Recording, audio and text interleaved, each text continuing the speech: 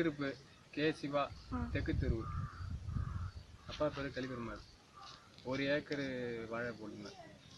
அது ஃபஸ்ட்டில் மழை தூரத்தால் தோறிட்டு இருந்தது. லைட்டாக காற்று அடிச்சுது.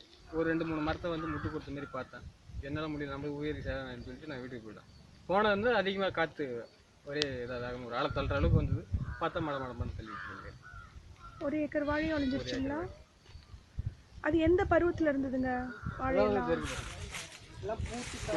வரவும் பிஞ்சு அப்படியே இந்த ஸ்டேஜில். சரிங்க.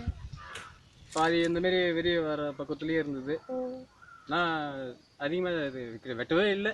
சரிங்க. பக்கத்தில் இந்த பக்கத்தில் வரும்போது வெட்டி போச்சு. இப்போ அதுலேருந்து இப்போ 1 மாதம் ஆயிடுச்சு. வரைக்கும் வரும் 1 மாதம் ஆனதான் முத்தி போச்சு. அப்படியே அது ஒன்றை தப்பந்து எனக்கு நஷ்டம் வரும். நாங்கள் சில பேர்கிட்ட வந்து விற்கல. ஃபஸ்ட்டு நான் கொஞ்சம் லாஸ்ட்டாக போட்டேன் இந்த பட்டத்தை தவறி. அதனால் இதில் வந்து மாட்டிக்கிச்சு. இது எவ்வளோ செலவு பண்ணியிருப்பீங்க இந்த 1 ஏக்கருக்கு? 30 ரூபா செலவாயிருக்கும். விவசாயம் நான் கூலி வேலை வச்சு வேலை செய்யறதுக்கு அளவுக்கு வசதி இல்லை மேடம். இப்போ நான் ஒண்டியாக தான் திட்டிட்டு இருக்கேன். கொஞ்சம் வேலை செஞ்சுட்டு இருந்தேன். இல்லை போதும். அது இல்லாமல் என்ன செய்யுங்க, ஒரு வாழை நடுறீங்கல்ல, சுற்றிலும் 3 பக்கமும் 3 அகத்தி விதையை ஊனுங்க.